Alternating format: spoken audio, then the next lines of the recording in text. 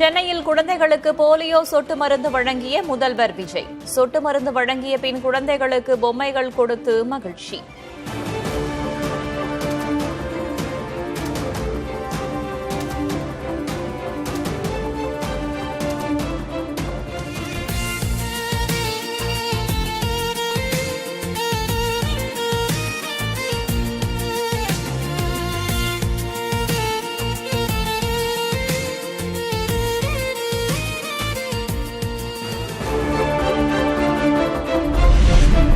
முதல்வர் விஜயை காண போலியோ சொட்டு மருந்து முகாமுக்கு வெளியே காலை 7 மணி முதல் காத்திருந்த பொதுமக்கள். முகாமை தொடங்கி வைத்த பின் வெளியே வந்து முதல்வரை கண்டு உற்சாகம்.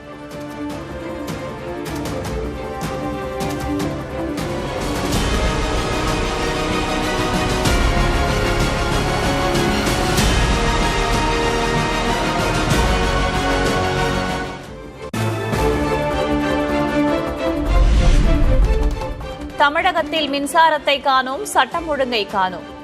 முதல்வரை பெரம்பூர் தொகுதி மக்கள் தேடிக் கொண்டிருப்பதாகவும் எதிர்க்கட்சித் தலைவர் உதயநிதி ஸ்டாலின் கடும் விமர்சனம். பெரம்பூர் தொகுதி மக்கள் என்ன தெரியுமா சொல்றாங்க? நாங்கெல்லாம் தெரியாம ஒருத்தரை தெரியாதனமா ஜெயிக்க வச்சுட்டோமே, அவர் எங்க போனாரு, யாராவது பாத்தீங்களான்னு கேட்கிற அளவுக்கு இன்னைக்கு பெரம்பூர் சட்டமன்ற தொகுதி மக்கள் புலம்பிட்டு இருக்கிறாங்க. இந்த ஆட்சியில ஒட்டுமொத்த தமிழ்நாடும் யாரை தேடிட்டு இருக்கு? மின்சாரத்தை தேடிட்டு இருக்கு. போன 5 வருஷம் நல்லா இருந்த சட்டம் ஒழுங்க இன்னைக்கு மக்கள் தேடிட்டு இருக்கிறாங்க. தாவேக அரசின் போலி பிம்பம் ஒரே மாதத்தில் நொறுங்கிவிட்டது. அரசின் தவறுகளை இளைஞர்கள் தட்டி கேட்க ஆரம்பித்து விட்டதாகவும் எதிர்க்கட்சித் தலைவர் உதயநிதி ஸ்டாலின் பேச்சு. இன்னைக்கு அமைந்திருக்கக்கூடிய இந்த சோஃபா மாடல் ஆட்சியுடைய போலி பிம்பம் கடந்த 1 மாசத்துல அடிச்சு துவைக்கப்பட்டு நொறுங்கி கிடக்கின்றது. ஒவ்வொரு நாளும் இந்த ஆட்சியுடைய அவலங்கள்லாம் மக்கள் புரிஞ்சுக்கிட்டு இருக்கிறாங்க. இன்னைக்கு இந்த அரசுடைய தவறுகளை, சறுக்குகளை எல்லாம் இன்றைக்கு இருக்கக்கூடிய இளைஞர்கள் தட்டி கேட்க ஆரம்பிச்சிருக்கிறாங்க. அரசு கல்லூரி உதவி பேராசிரியர் தேர்வு முடிவுகளில் முறைகேடு நடந்திருப்பதாக எழுந்த புகார்கள் மீது விசாரிக்க வேண்டும். தவறிழைத்தோர் மீது சட்டப்படி நடவடிக்கை எடுக்க வேண்டும் என்று அதிமுக பொதுச் செயலர் எடப்பாடி கே பழனிசாமி வலியுறுத்தல்.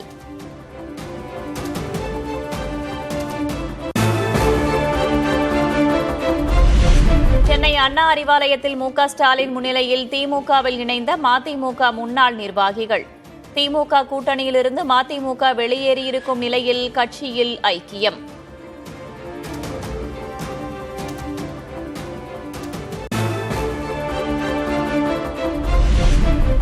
திமுகவில் இணைந்து விடலாம் என்று மதிமுக கூட்டத்தில் பேசியதால் கட்சியிலிருந்து தங்களை வைகோ நீக்கினார். உயர்நிலை குழு கூட்டாமல் தங்களை ஏமாற்றியதாக திமுகவில் இணைந்த செவந்தியப்பன் குற்றச்சாட்டு. மறுமலர்ச்சி திராவிட முன்னேற்ற கழகத்தை இணைத்து விட வேண்டும், திராவிட முன்னேற்ற கழகத்தோடு இணைத்து விட வேண்டும் என்று கழக குரல் எழுப்பிய காரணத்தினாலேதான் என்னையும் திருவள்ளூர் மாவட்ட செயலாளர் DRR செங்குட்டுவனையும் விருதுநகர் மாவட்ட செயலாளர் RM சண்முகசுந்தரம் அவர்களையும் கட்சியிலே இருந்து நீக்கி நடவடிக்கை எடுத்தார்கள்.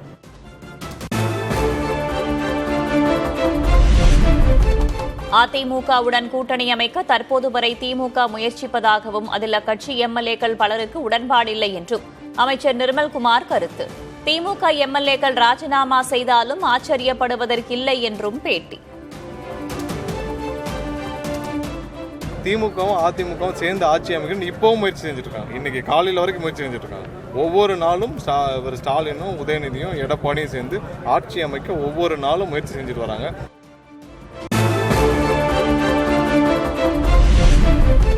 அவதூறு கருத்துக்கள் தெரிவித்ததாக அமைச்சர்கள் ஆதவர்ஜுனா, நிர்மல்குமார் ஆகியோருக்கு சபரீசன் சார்பில் வக்கீல் நோட்டீஸ். மன்னிப்பு கேட்காவிட்டால் சட்ட ரீதியான நடவடிக்கையை சந்திக்க நேரிடும் எனவும் எச்சரிக்கை.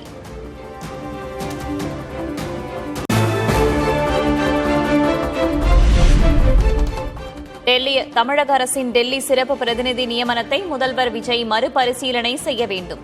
தமிழகம் குறித்த புரிதல் இல்லாத ஒருவரை மக்கள் ஏற்க மாட்டார்கள் என்பதை சுட்டிக்காட்டி இந்திய கம்யூனிஸ்ட் கட்சி வலியுறுத்தல்.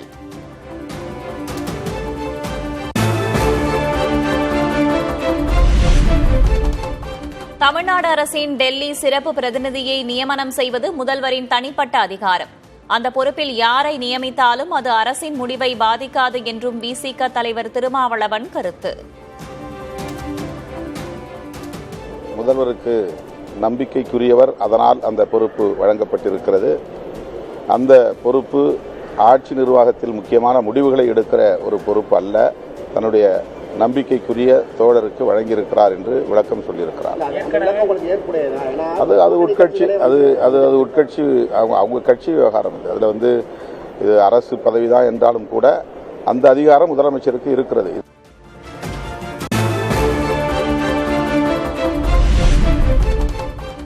கம்யூனிஸ்ட் கட்சிக்கு இக்கரையும் தெரியாது, அக்கரையும் தெரியாது. பசுமையான இடத்தை நோக்கி ஓடியதும் கிடையாது. முத்தரசனின் குட்டி கதைக்கு இந்திய கம்யூனிஸ்ட் கட்சியின் மாநில செயலர் வீரபாண்டியன் பதில்.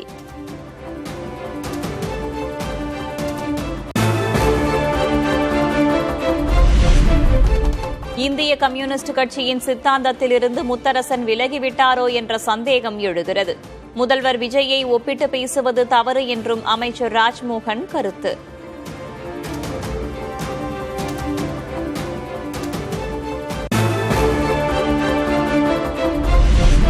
கட்சி மேலிடம் எடுக்கும் முடிவே இறுதியானது. திமுகவுடன் கூட்டணியா என்ற கேள்விக்கு பாஜக மாநில தலைவர் நைனா நாகேந்திரன் கருத்து.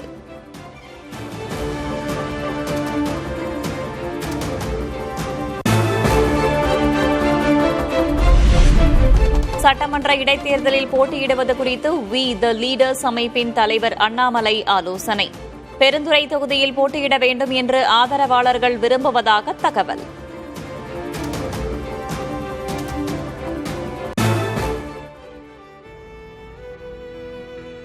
விடைபெற்றார் திரைக்கதை மன்னர் பாக்யராஜ். சென்னை பெசன்ட் நகர் மின் மயானத்தில் இறுதிச் சடங்குகளுக்கு பிறகு உடல் தகனம்.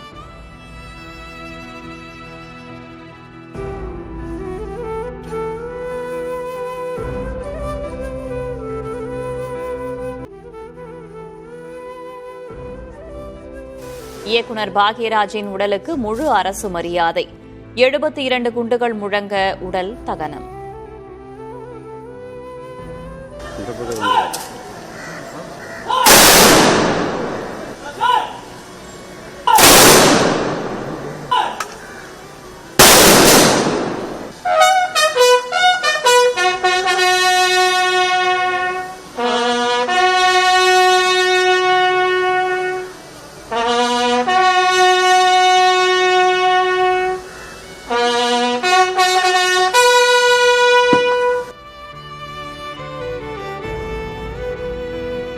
பெசன்ட் நகர் மின் மயானத்தில் பாக்யராஜ் உடலுக்கு தமிழ்நாடு அரசு சார்பில் மரியாதை. அமைச்சர்கள் ஆனந்த், ராஜ்மோகன் ஆகியோர் மலர் வளையம் வைத்து இறுதி அஞ்சலி.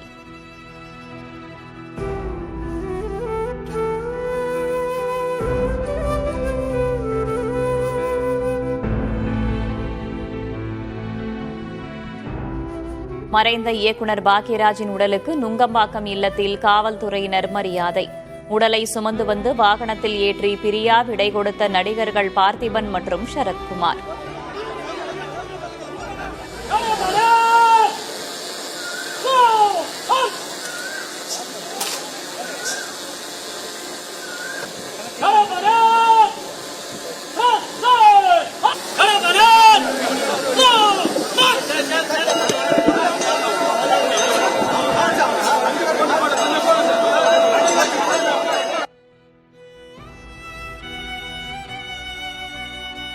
ரசிகர்களின் கண்ணீர் கடலுக்கு மத்தியில் நடைபெற்ற பாக்யராஜின் இறுதி ஊர்வலம். சாலையின் இருபுறமும் திரண்டிருந்து பாக்யராஜ் உடலுக்கு மக்கள் இறுதி அஞ்சலி.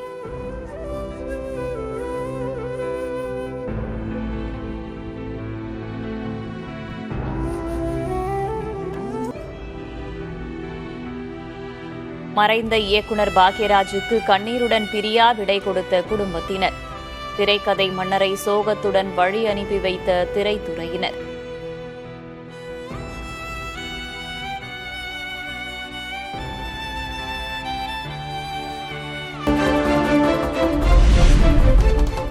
தமிழ்நாட்டில் இன்று முதல் ஒரு வாரத்திற்கு மழை பெய்ய வாய்ப்பு. கோவை, நீலகிரி, திண்டுக்கல், தேனி மாவட்டங்களில் இன்று கனமழை.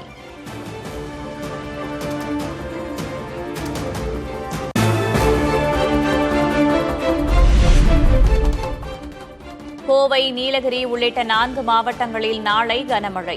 ஒரு சில இடங்களில் 50 கிலோமீட்டர் வேகத்தில் சூறைக்காற்று வீசும் என எச்சரிக்கை.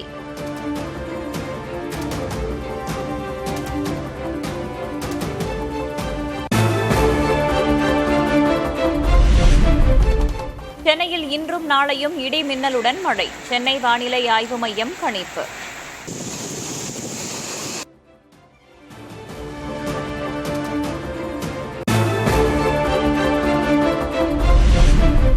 நீலகிரி, பந்தலூர் பகுதியில் மழையை தொடர்ந்து நிலவிய அடர் பனிமூட்டம். முகப்பு விளக்குகளை எரியவிட்டவாறே சென்ற வாகனங்கள்.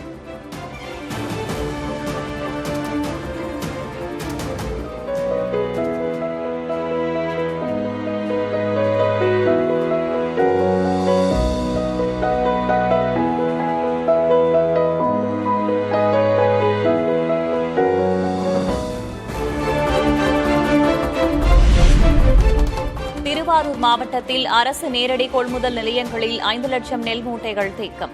மழைக்கு முன் தங்கள் நெல் மூட்டைகளை கொள்முதல் செய்ய நடவடிக்கை எடுக்க விவசாயிகள் கோரிக்கை.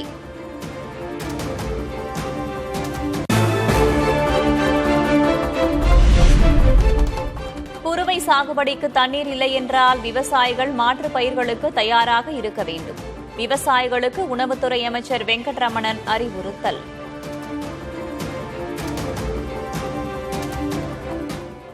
விவசாயிகள் எப்பவுமே ப்ரிப்பேர்டா இருக்கும். குறுவை தூக்கு பண்ண முடியலன்னா வேற கிராப்புக்கு போயிடுறாங்க. இந்த விவசாயிகளும் தண்ணி என்ன கிராப்பா இருக்கு அவங்க உடனே என்ன பண்றாங்க, சரி நம்ம அக்ரிகல்ச்சர் டிபார்ட்மெண்ட் சொல்லியிருக்கோம், இந்த நெல் இல்லைங்க. இப்போ எக்ஸாம்பிள் இந்த பர்டிகுலர் ரீஜன்ல மட்டுமே திருவாரூர் 24,000 ஆழ்துளை கிணறுகள் இருக்கு. அந்த கிணறு மூலமாக சாகுபடி பண்றாங்க.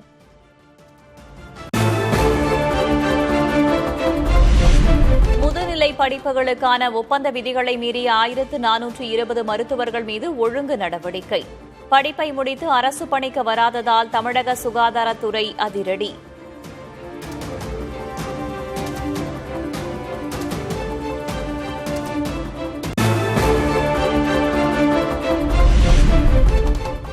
தொடர் விடுமுறை முடிந்து சொந்த ஊர்களிலிருந்து சென்னைக்கு திரும்பும் மக்கள்.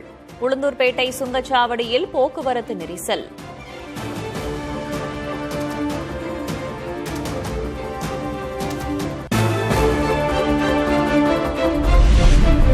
திருவண்ணாமலை அண்ணாமலையார் கோவிலில் பக்தர்கள் குவிந்ததால் சுமார் 5 மணி நேரம் காத்திருந்து தரிசனம். கோவிலுக்கு வரும் குழந்தைகளுக்கு போலியோ சொட்டு மருந்து வழங்க ஏற்பாடு.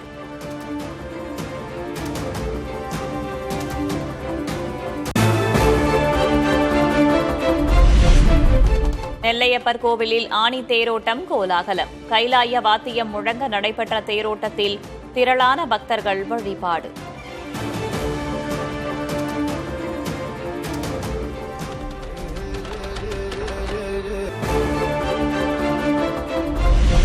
சென்னை காசிமேடு மீன் சந்தையில் குவிந்த மக்கள். வரத்து அதிகரிப்பால் மீன்களின் விலை குறைந்தது.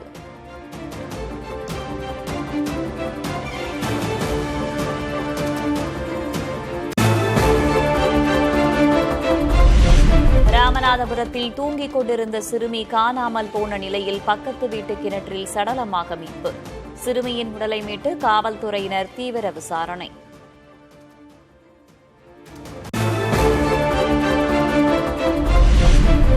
டெல்லியில் குழந்தைகளை வாங்கி தமிழ்நாடு, ஆந்திராவில் விற்பனை. கடத்தலில் ஈடுபட்ட 13 பேரை கைது செய்தது காவல்துறை.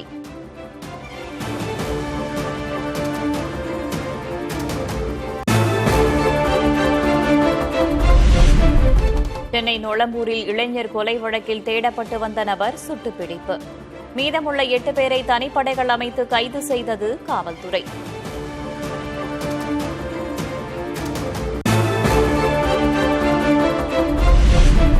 திருப்பூர் மாவட்டம் மூத்துக்குளியில் யூடியூப் பார்த்து வீட்டில் பிரசவம் பார்த்த இளம்பெண் உயிரிழப்பு. இரத்தப்போக்கு காரணமாக மருத்துவமனையில் அனுமதிக்கப்பட்டவர் சிகிச்சை பலனின்றி உயிரிழப்பு.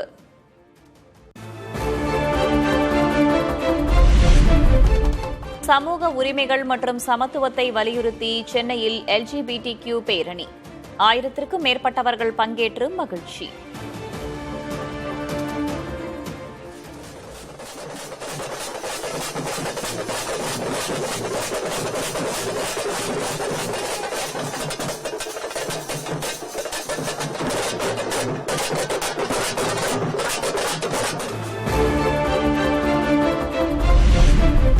சென்னை புதுச்சேரி இடையே மீண்டும் சரக்கு கப்பல் சேவை. புதுச்சேரி அரசுடன் சென்னை துறைமுக அதிகாரிகள் பேச்சுவார்த்தை.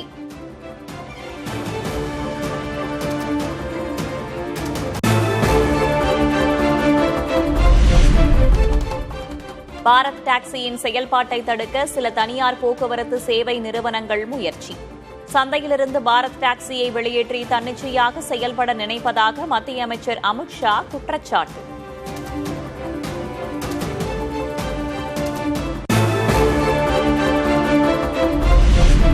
நீட் மறுதேர்வுக்காக 95,000 கடிகாரங்களை வாங்கிய தேசிய தேர்வு முகமை. மாணவர்களின் நேர மேலாண்மைக்காக வாங்கப்பட்ட கடிகாரங்கள் தேர்வு மையங்களுக்கே பரிசாக ஒப்படைப்பு.